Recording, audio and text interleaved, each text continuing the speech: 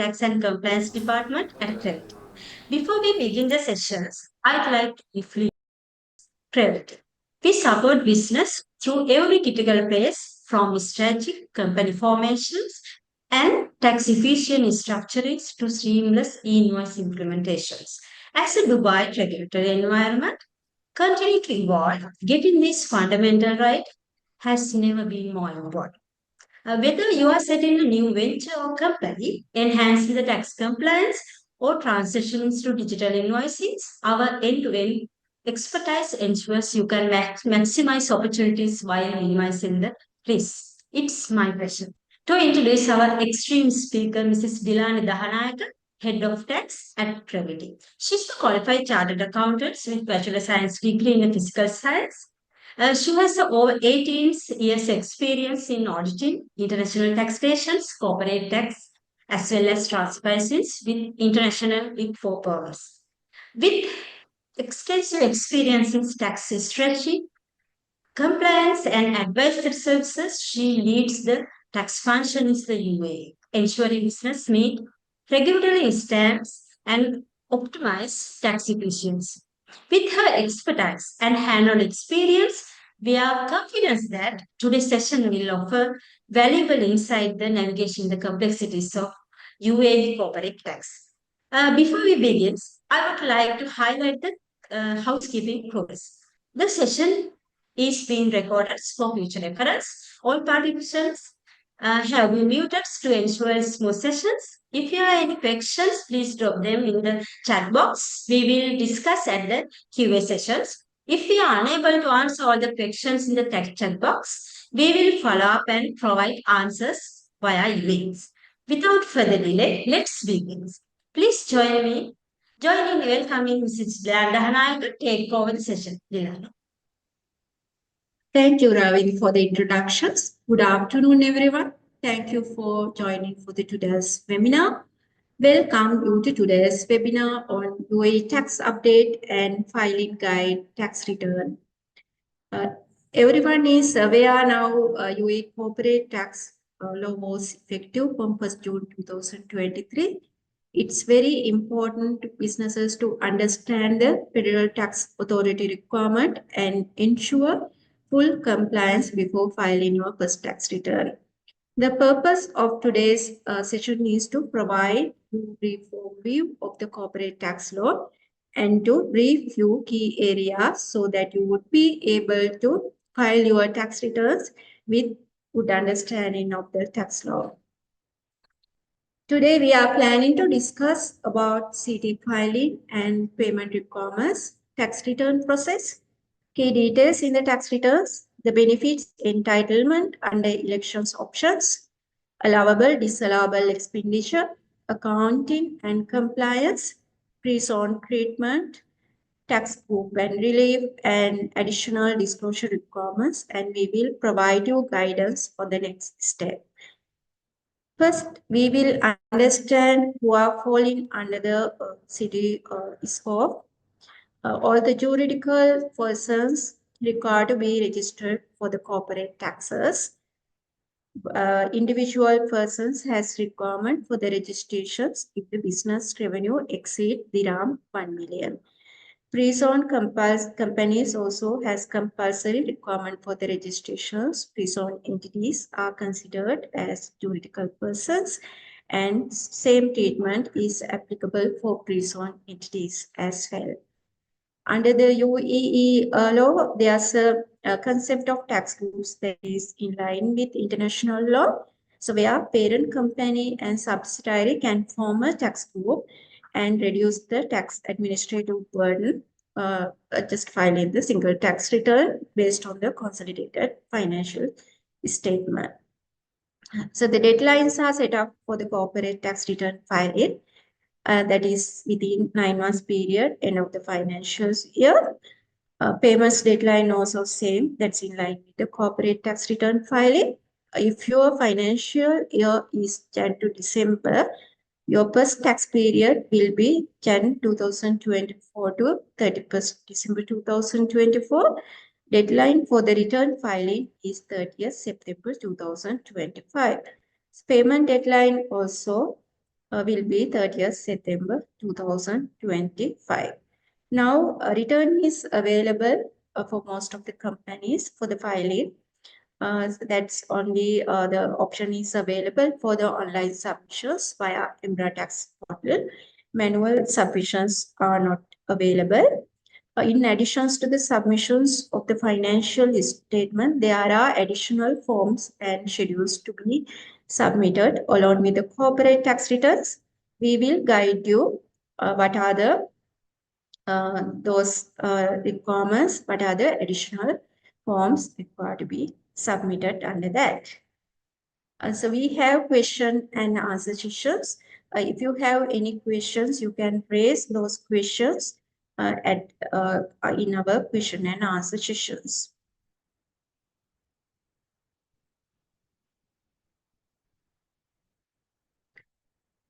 Moving to the tax returns process, first step is to obtain TRN from FTA via Tax portal.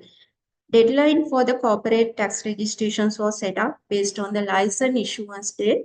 I believe most of the companies might have registered for the corporate taxes now, but if you are incorporating a new entity, the deadline for the registration is within 3 months from the incorporation date. You need to make sure that you are complying with this requirement, because if you file your city corporate registrations applications in delay, penalty would be automatically charged in the system.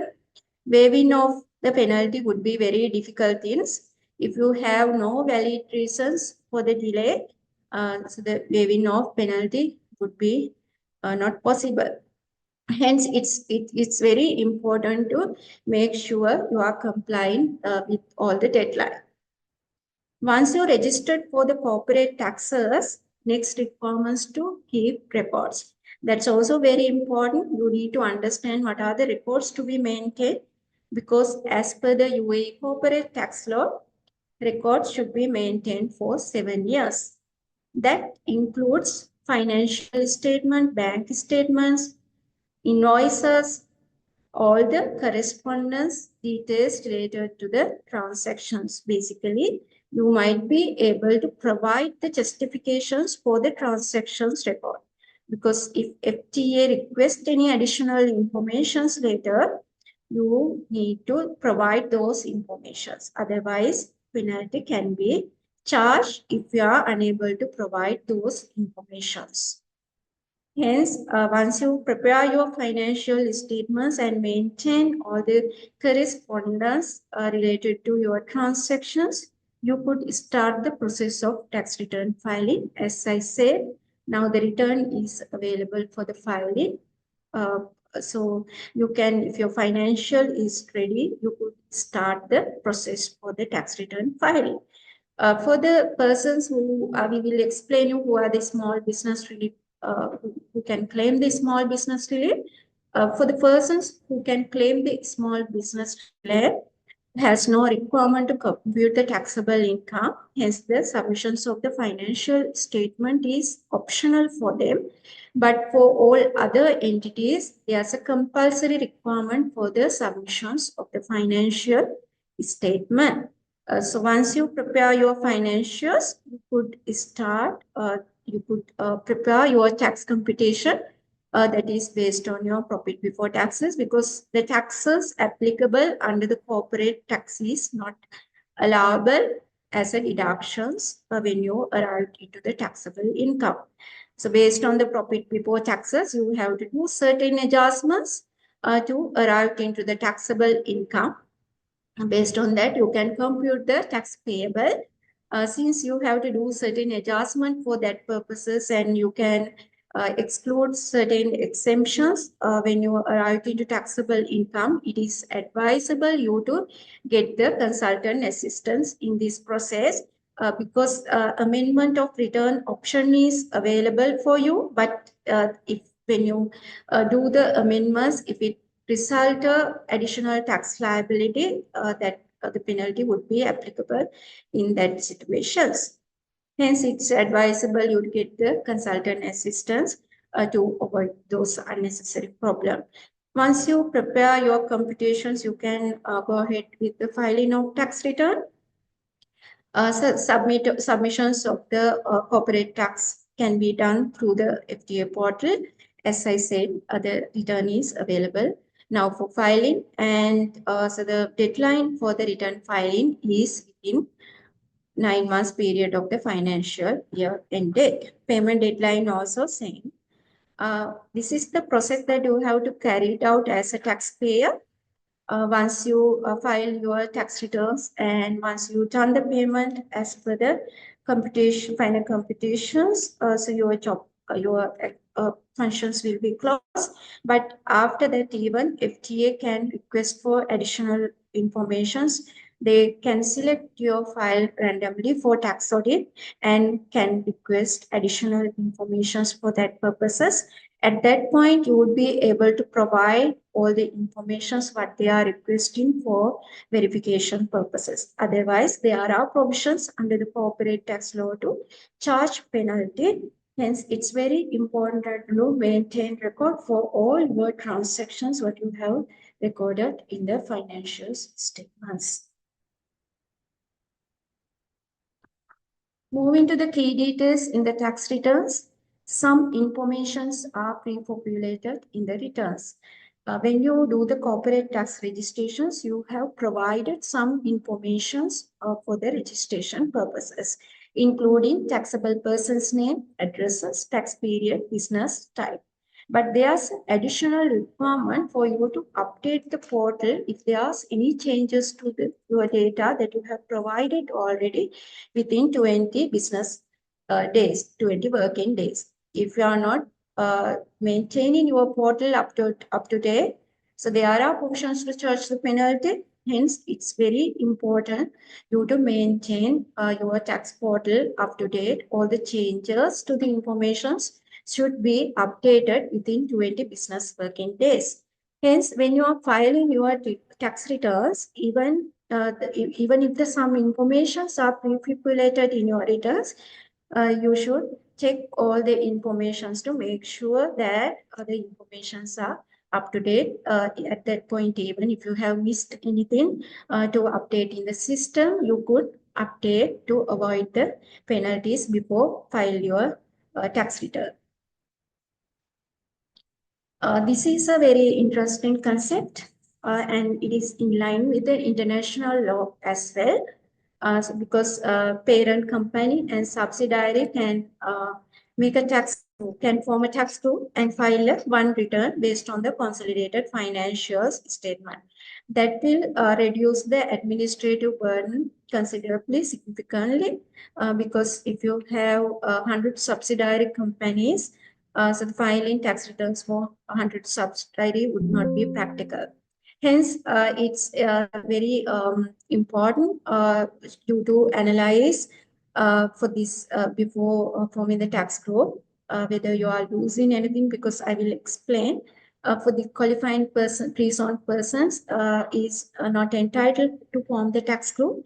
If you incorporated any holding company is established in pre-zone and you are entitled for the 0% tax rate, you would need to analyze which options would be most benefited for you to claim the 0% rate as a holding entity, as a qualifying pre-zoned persons, or to avoid the administrative person burden to proceed with the tax group registrations. For this forming tax group, there are certain conditions to be satisfied. Main conditions is that ownership percentage should be more than 95%.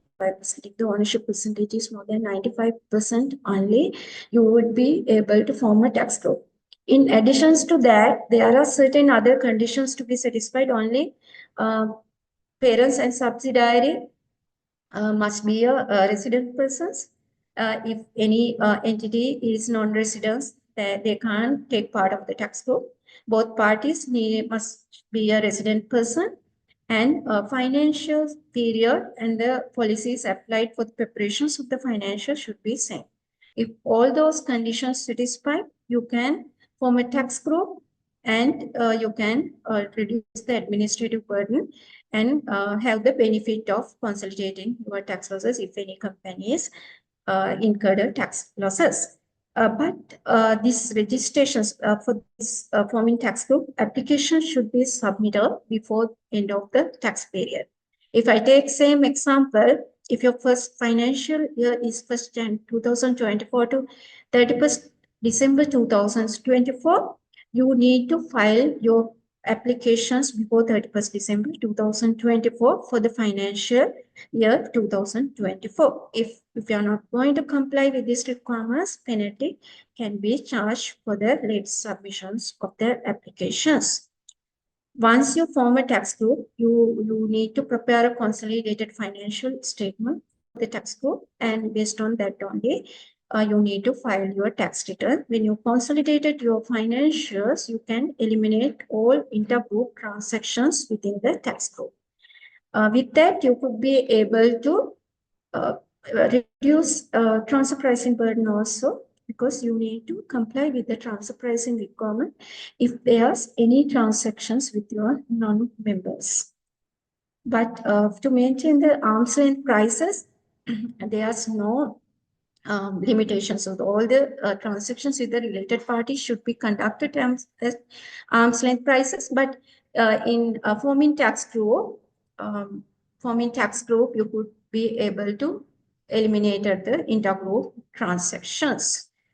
However, as I said, so the qualifying pre-owned persons would not be part of tax group, and exempt persons are not allowed to be part of tax group.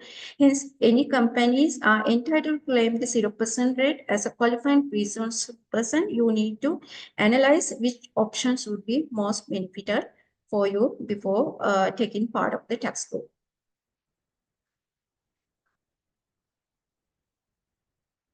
This is the very important slides in today's webinars. Even if after our webinars, after we finish this webinars, if there's any issues of understanding these slides, you raise that to us. We will help you to understand this, because this is the most important things that you need to understand before submit your tax returns. Even for this persons who are claiming the small business relief, need to select some elections under this, and if the some for the sum of elections that needs to be selected in the first year itself. If you are not selected that in the first year, you will lose the opportunity of getting benefit through this election basis. We will guide you one by one. So the first option is the business restructuring relief. If the businesses undergoes restructuring, you are entitled to claim the business restructuring relief. Under that, assistant liabilities can be transferred at net book value. Basically, there will not be tax impact. Second elections option available is the realization basis. Now you know, when you are preparing the financial statement, you do some adjustments based on the fair value adjustments. Because as per the UAE law, corporate tax calculated as per the financial statement, the adjustments, the amounts recorded in accordance with the IFRS accepted by the FTA for the corporate tax purposes. Hence, under the fair value adjustments, if you have identified, if you recorded any unrealized gain or losses, that would be treated as same as it is for tax purposes. Under the realization basis, you have the options to exclude the unrealized gain. If you select realization basis for the preparations of the tax computations to calculate your tax liability, you could be able to exclude your unrealized gain or losses in tax computations, and you can defer the taxations of unrealized gain or losses until the gain or losses is realized. Hence, in the first year, you need to, this option is available only in the first year. You need to do this selection in the first year itself. If you are not going to select these options in the first year, you would lose this opportunity subsequently. And other important thing is, once you selected these options, you can't change it subsequently. Hence, you should be very mindful selecting this, because it's very important to understand as under this realization basis, if you are excluding unrealized gain. So if there's unrealized losses occurred, so you have to adjust that unrealized losses in your tax computation. So that would result in additional tax liability. In the first year, in your financials, if you have recorded unrealized gain, and based on that, if you choose to select the realization basis, but subsequently, if there's a significant unrealized losses recorded in the financials, at that point you can't deduct that on accrued basis to get the benefit. Hence, it's very important, it's essential to carefully assess this option in light of your assess base before making a decisions. So the next step is next option available is the transitional rules. Under the transitional rules, you need to prepare an opening balance sheet based on the closing balance sheet. I'm taking the same example or through my all the slides, because you we easily understand the concept. If I take the same example, that's your financial tax period is 1st Jan 2024 to 31st December 2024. You need to prepare your opening balance sheet as at 1st January 2024 based on the closing balance sheet as at 31st December 2023. When you are preparing opening balance sheet, it is important to ensure the compliance with the arm's length principles. So before introductions of the corporate tax law, if you have obtained or granted loan to your related party at interest free, now you have to reassess those loan, and you have to record that at arm's length prices according to the arm's length principle when you prepare the opening balances. That is very important. And additionally, you under the transitional rules, you can exclude the gains related to the pre-tax period for assessed acquired before the introductions of corporate tax law. If I take example to explain this, say that you purchased a fixed asset in 2020, and you are planning to dispose that asset in 2025. Now, you know the corporate tax law was introduced with effective from 1st June 2024. When you dispose the assets at 2025, you can understand there's a gain related to the pre-tax period as well.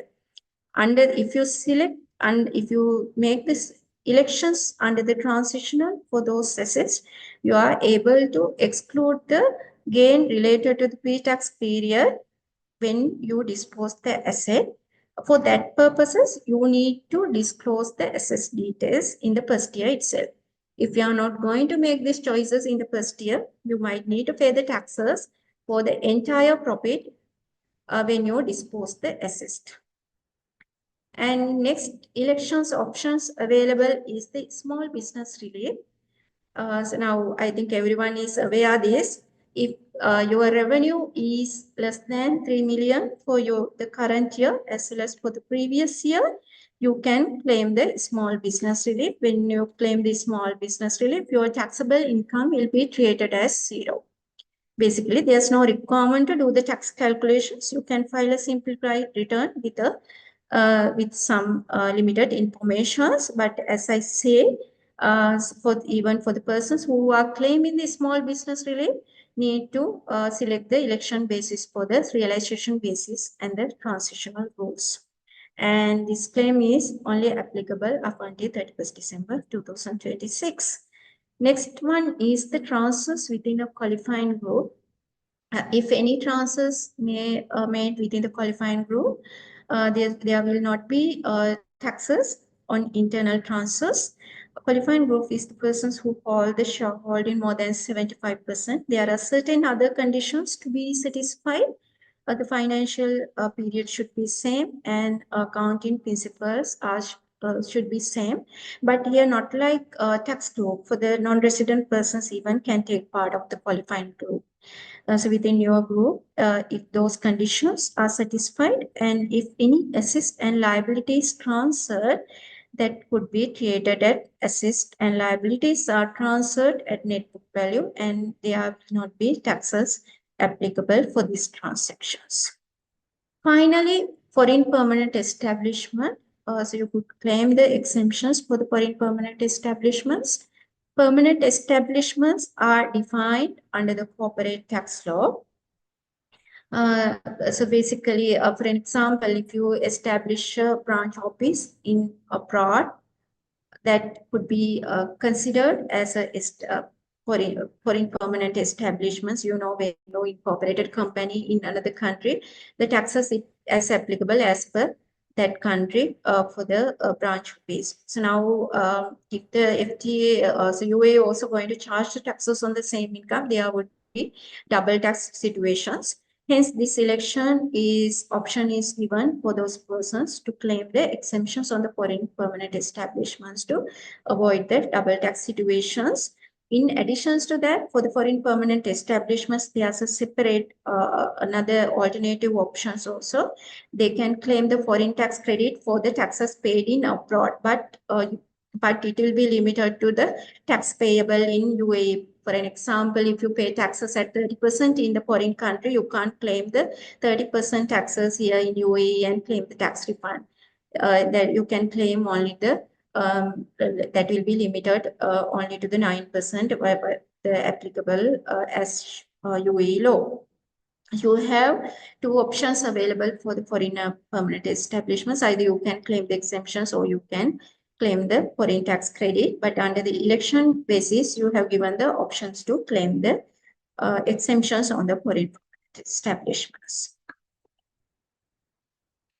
I'm not going to explain pre-on treatment in details. We have included this slide just to give you some brief overview of the pre-on treatment, because there are a lot of things to be covered under the pre-on criteria, but we will give you some brief overview to understand the treatment.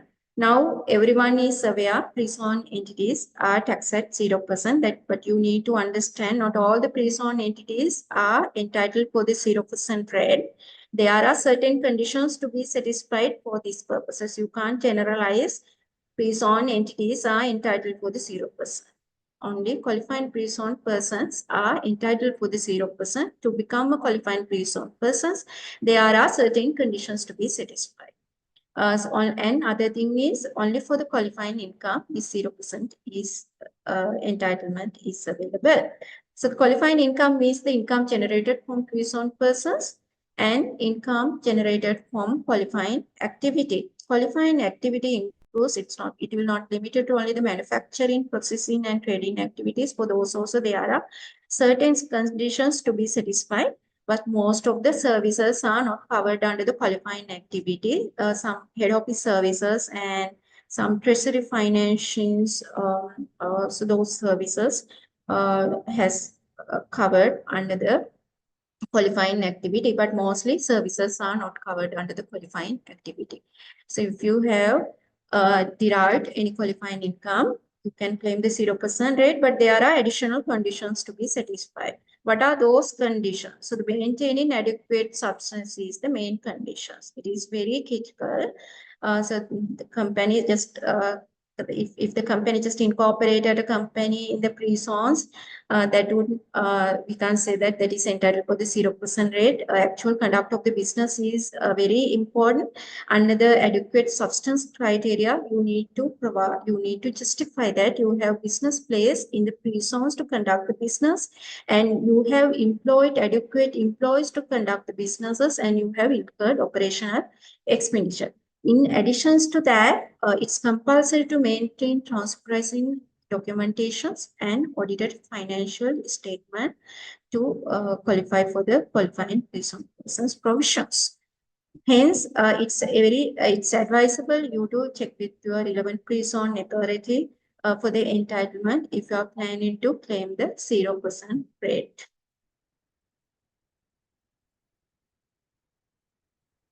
Moving to the deductible, non-deductible expenditure. Generally, all the expenses incurred for the business are allowable deductions. But personal expenditure and capital expenditures are not deductible. Certain expenses treatments are defined. Entertainment expenditure, if it is incurred for the staff, it is 100% allowable. Generally, 50% expenses is allowable.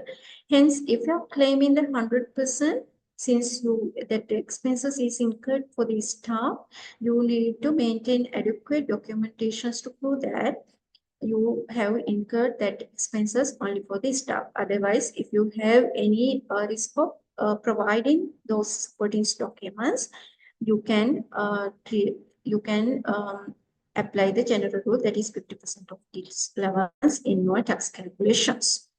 Donations are generally not deductible, but if you make any donations to the qualifying public benefit entities, it is allowable deductions. It is 100% allowable. Qualifying public benefit entities are listed. Hence, when you are making donations, if you want to allow those expenses, better if you check the first whether that entity is listed under the qualifying public benefit entity.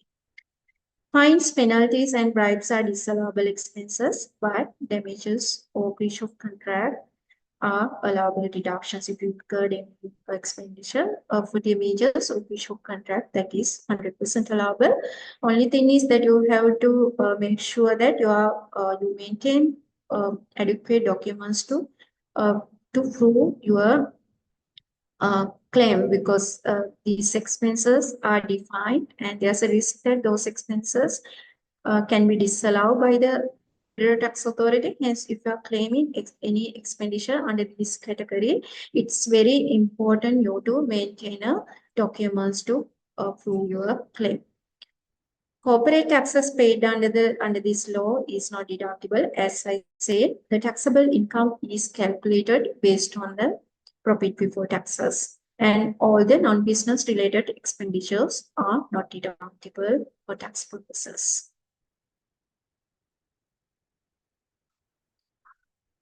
As in other countries, for the interest expenditure, there's a cap because this is applicable in all the countries, because most of the related parties use these transactions to shift the profit through these transactions, because the interest expenditure is deductible expense, and in UAE as well, there's a cap for this interest expenditure. Up to 12 million, there's no limitations. 100% expenditure is claimable, but if your interest expenditure exceed 12 million, there's a limitations that will be limited to 30% of earning before interest, tax, depreciations, and amortizations. Even whatever the excess, uh, whatever the amount disallowed under these adjustments can be carried forward up to 10 years, and you can claim if there's taxable profit subject to the general limitations. Hence, it's very important companies to understand that even if you are making losses, there could be situations that there will be additional tax liability if you obtain a loan from your related parties or third parties, and it's exceed the caps provided under this adjustment. Those are the adjustments to be done under the corporate tax law when you arrive into the taxable income. Maintaining audited financial statement is compulsory, mandatory only if the revenue exceed dirham 50 million. Otherwise, audit is not mandatory, but only thing is for all the companies, the financial should be prepared based on IFRS for SMEs or based on full IFRS. Hence, companies need to make sure that you are preparing your financial statement in accordance with IFRS. But for the qualifying pre-owned persons, regardless of threshold, there's a requirement to maintain audited financial statement. And as you understood, for the qualifying pre-owned persons, there are two income categories: qualifying income and non-qualifying income. Hence, you need to apply proper basis for the income splitting purposes, because 0% rate is applicable only for the qualifying income. Non-qualifying income would be taxed at 9% standard tax rate.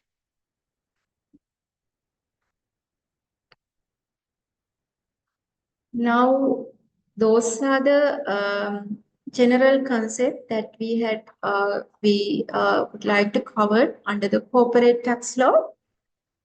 We have covered all the concept that you need to get understanding for the tax return filing purposes. In addition to that, there are additional disclosure requirements as well. So before explain those additional disclosure requirements, I will explain a bit about the transparency and compliance. Now, if you carried out any transactions with your related parties, that need to those transactions required to be carried out at arm's length prices. Related party transactions are defined under the corporate tax law. So basically, if any entity has ownership or control over more than 50% or more, that would trigger transfer pricing compliance requirement.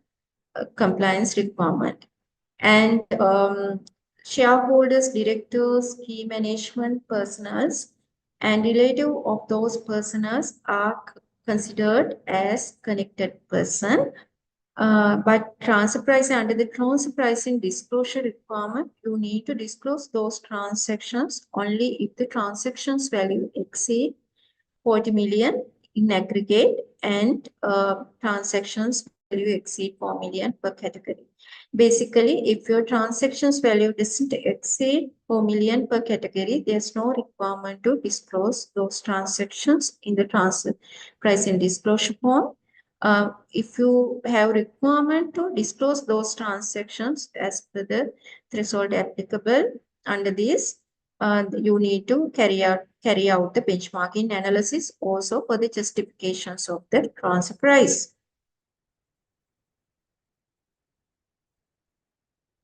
The payment to the connected persons also trigger the transfer pricing compliance requirement if you carried out the transactions with the connected persons, or if you make any payment to the connected persons and it exceeds around 500,000, there's requirement to disclose those transactions, and you have to maintain justifications and corresponding documents to substantiate your transactions that your transactions has been carried out at arm's length prices.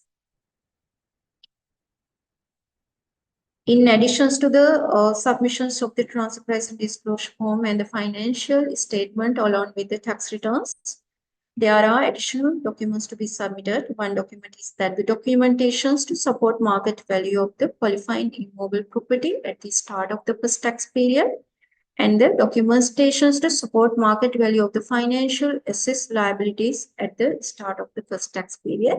If you are claiming the foreign tax credit for the foreign source income, you need to provide the tax residency certificate in the foreign jurisdictions in addition to the proof for the tax payment in the foreign jurisdictions.